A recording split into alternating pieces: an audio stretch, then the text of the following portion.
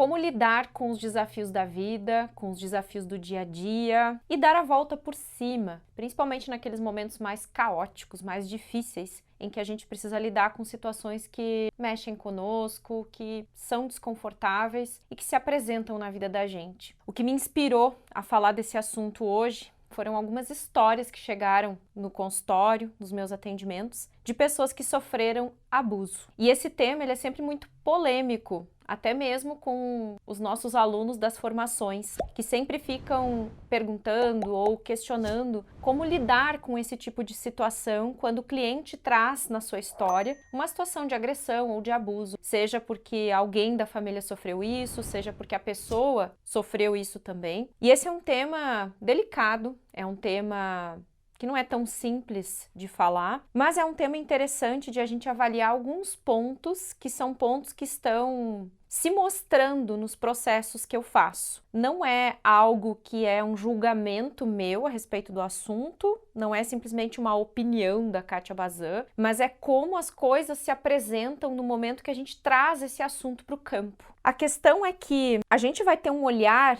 muito diferente daquilo que você está acostumado a respeito desse assunto, porque as pessoas naturalmente se fragilizam em falar dele. Só que a gente tem que começar a ter um outro olhar sobre tudo isso. Primeiro, um olhar através do estudo de frequências mesmo. Quando nós estamos com a nossa frequência mais alta, quando a gente está blindado pelo nosso amor próprio, de verdade, naturalmente, a frequência em que a gente está não atrai situações em que a gente vai ter que passar por isso. Então, a primeira pergunta, quando a gente olha para a situação como um todo e há algo relacionado a abusos ou agressões, é em qual frequência a pessoa esteve ou às vezes ela se mantém que colocou ela nesse lugar de ser uma vítima da situação. É medo? É vergonha? É tristeza? O que é? Geralmente ela está numa frequência mais baixa, ela tem uma dificuldade de lidar com a autoestima, o amor próprio dela não é blindado, ela tem dificuldade de se aceitar como é, e aí um agressor, ele só vai encontrar uma pessoa que está na frequência dele. O agressor também está numa frequência de não se sentir amado, de sentir uma dor profunda, de estar num movimento interno muito difícil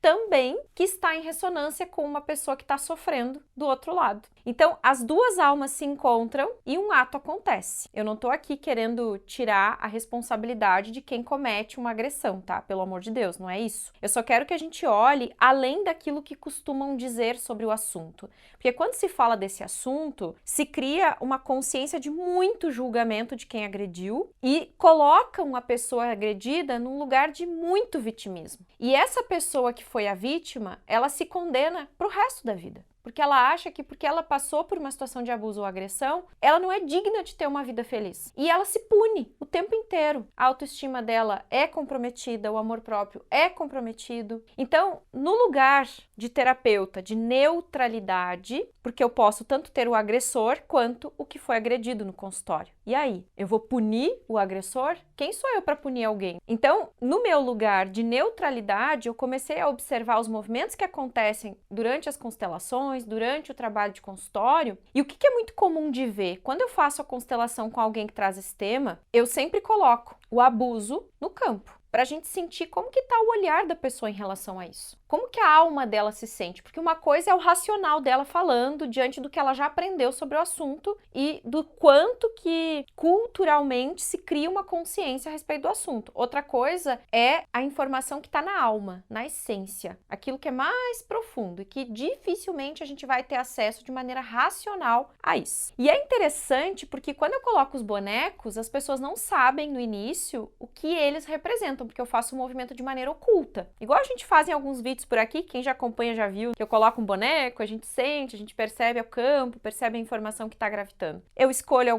elejo alguns representantes, a pessoa escolhe os bonequinhos antes de começar o processo e aí a gente coloca 3, 4, no máximo 5 representantes para fazer o movimento. E a pessoa não sabe o que cada bonequinho representa. Para quê? Para não haver uma certa manipulação no processo, para que a pessoa se sinta livre para sentir e perceber os movimentos do campo. E aí eu vou coordenando, vou orientando, vou fazendo o processo junto com a pessoa ali. E é muito comum, quando tem essa situação que precisa ser olhada, precisa ser trazida à tona para que a gente possa fazer alguns movimentos em relação a isso e a pessoa se curar internamente, ela tem vontade de ficar perto do abuso, da agressão. E ela quer olhar para a agressão. Por quê? Existe uma lei chamada lei do pertencimento, que diz que tudo pertence. Por que dá vontade, de maneira oculta, inconsciente, de olhar para a agressão? Porque a situação, ela não pode ser excluída. Ela nunca vai deixar de existir, porque já foi. Ela está no passado. É uma situação que já aconteceu. Então, um movimento que traz paz para o coração, por incrível que pareça, é acolher. É olhar para a situação e dizer, sim, você fez parte da minha história. Só este movimento já começa a acomodar aquela sensação ruim, aquele desconforto muitas vezes que tem quando a situação vem à tona, a pessoa lembra. Então, esse movimento de acolhimento, ele é muito importante para trazer paz de novo para essa pessoa que às vezes ela tá lá ainda, sofrendo e se punindo pelo que foi. E pior, muitas vezes punindo o outro. Só que isso só mantém a pessoa dentro de um emaranhamento, de um aprisionamento que faz ela não conseguir seguir na vida. Aí ela tem uma vida travada, ela se sente sufocada, tem várias reações e consequências que trazem na vida dela e que não ajudam em nada, não contribuem em nada. A pessoa ficar se punindo, se culpando pelo que foi, porque é o que geralmente acontece. Punir e culpar alguém pelo que passou só vai manter ela presa naquele outro que vai sofrer as consequências do erro que cometeu, da situação que criou, porque o agressor, ele vai sofrer as consequências do que ele fez. Ninguém vai ficar impune disso. Só que não cabe ao terapeuta ou a um outro, ou até a própria pessoa que foi agredida, tentar se vingar, tentar resolver uma coisa que foge do controle dela. Eu não tenho como resolver a dor do agressor. Eu não tenho como achar que o agressor devia fazer X ou Y. Eu não tenho como fazer isso. Porque isso é sobre a vida do outro. Então é o outro que vai tomar decisões, é o outro que vai fazer as escolhas. E aí ela precisa deixar o que foi no passado.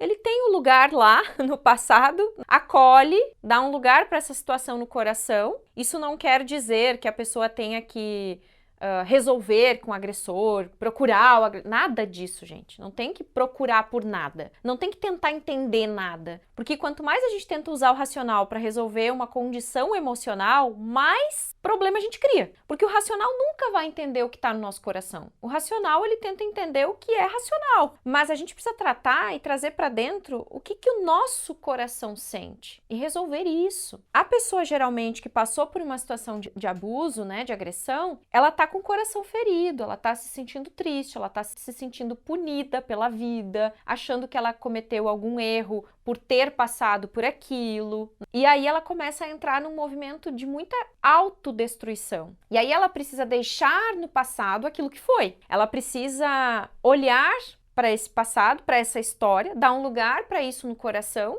no sentido de ter consciência de que eu não posso apagar o que foi, mas eu posso dar um lugar no meu coração para tudo isso. Não quer dizer que dar um lugar no coração tem que procurar, eu tenho que perdoar, não precisa nada disso. O que a pessoa precisa é soltar a dor que ela sente. Inclusive a palavra perdão é uma palavra que eu questiono, porque perdoar, às vezes, coloca a gente num lugar de muito grande, de muito superior, ou num lugar de muito pequeno, porque eu preciso ser perdoado, ou eu preciso perdoar. Eu cometi um erro. Só que, na maioria das vezes, para quem faz o que faz, tá tudo certo. Na cabeça das pessoas, seja o que for que elas façam, muitas acreditam que por mais que elas estejam agredindo, elas estão fazendo algo que para elas, na cabeça delas, está tudo ok. E esta pessoa que agrediu, ela também carrega uma grande dor.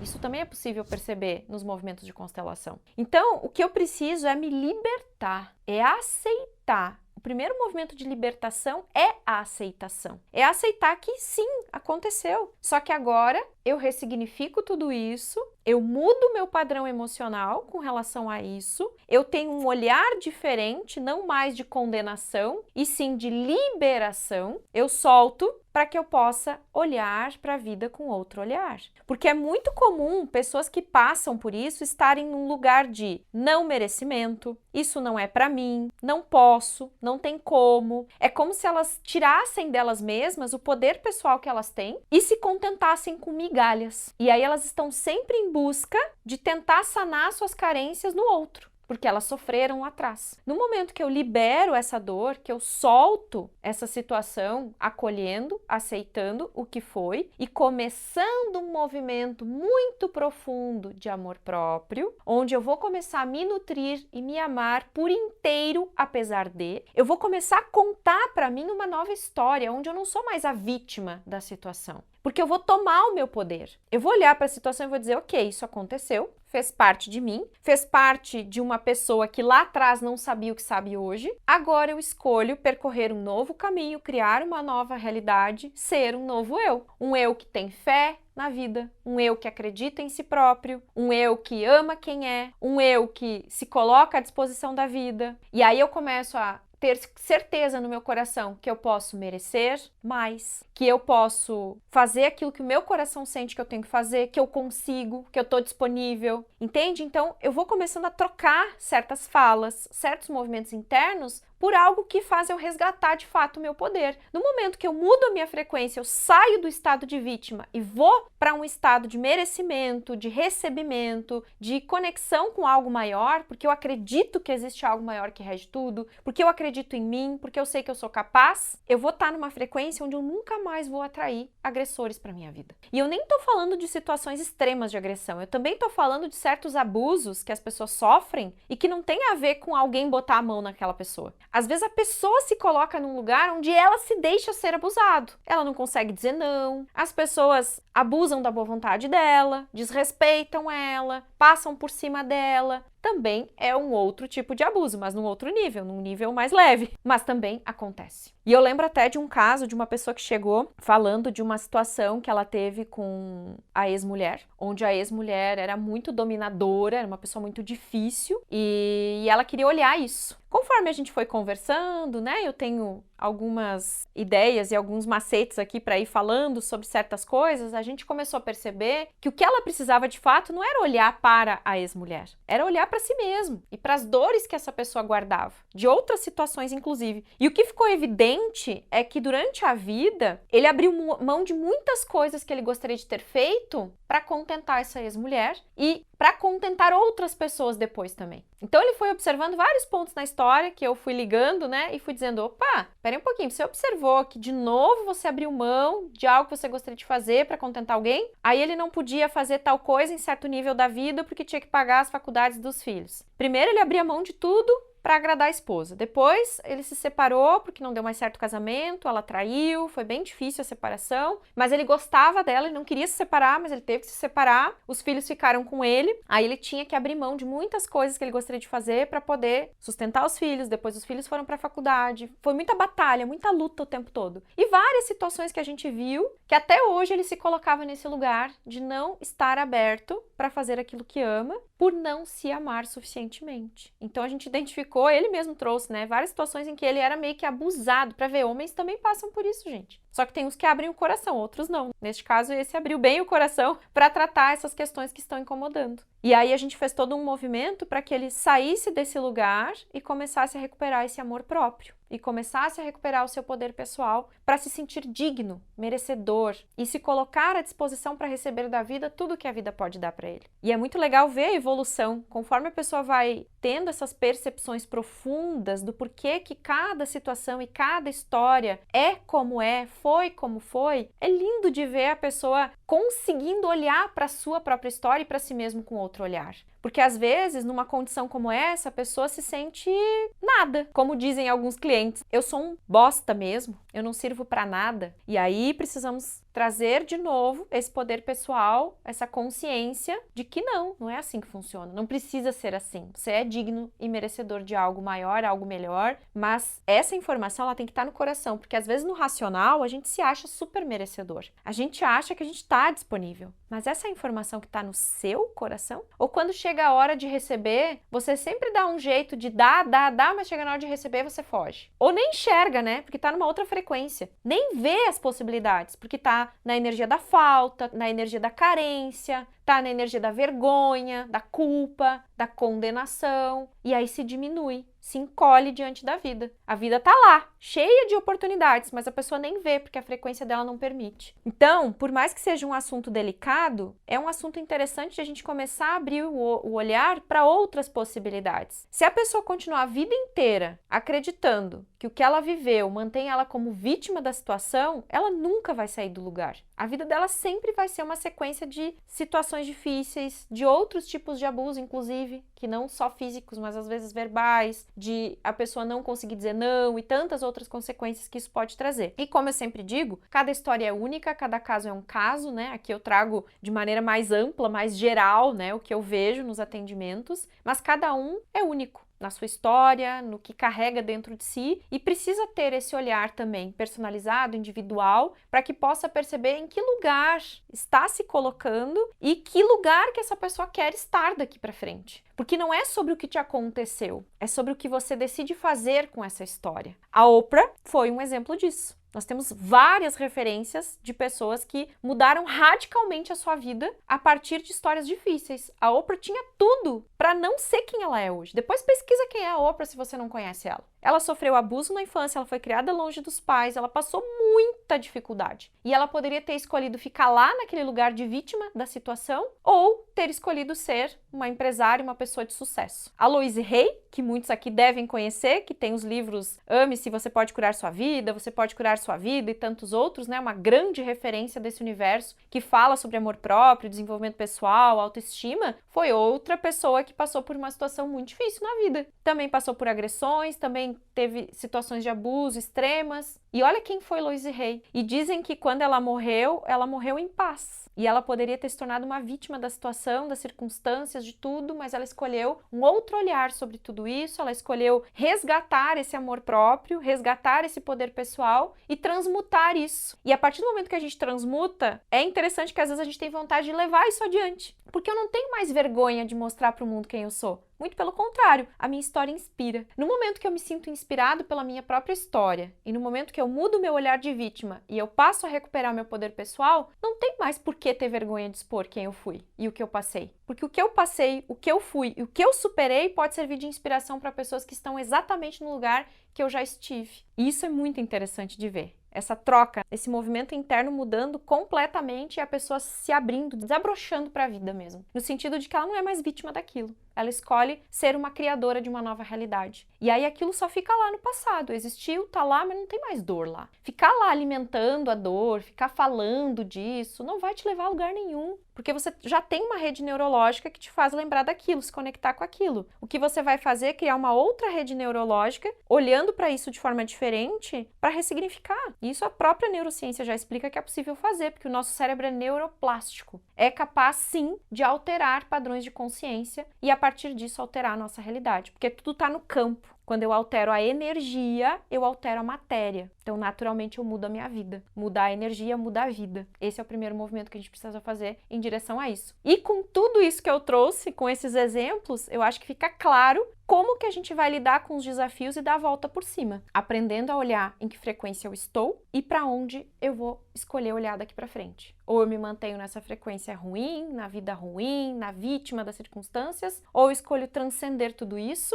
e me tornar uma nova pessoa, um novo eu, para criar uma nova realidade. É assim que a gente consegue dar a volta por cima quando grandes desafios surgem e muitas vezes a gente não sabe qual é o caminho. Primeiro passo, acolhe, diz sim para tudo que é, para tudo que foi. Isso já vai trazer paz. Agora eu vou em busca de um novo eu, vou me reinventar para que eu possa então sair dessa situação e criar uma nova realidade. E como eu disse, não tem como falar de cada caso em particular, cada caso é um caso, cada história é única, mas eu desejo de coração que você possa fazer as suas reflexões aí, o seu movimento interno ouvindo essas palavras. Se você acredita que alguém poderia ouvir, poderia se inspirar com o que eu falei aqui, já pega o link, compartilha esse vídeo com outras pessoas, dê o seu joinha se você gostou desse conteúdo, se ele te fez parar para sentir, para refletir, e se você ainda não se inscreveu aqui no canal, se inscreva para acompanhar mais conteúdos como esse. Beijo no coração, até a próxima, tchau, tchau!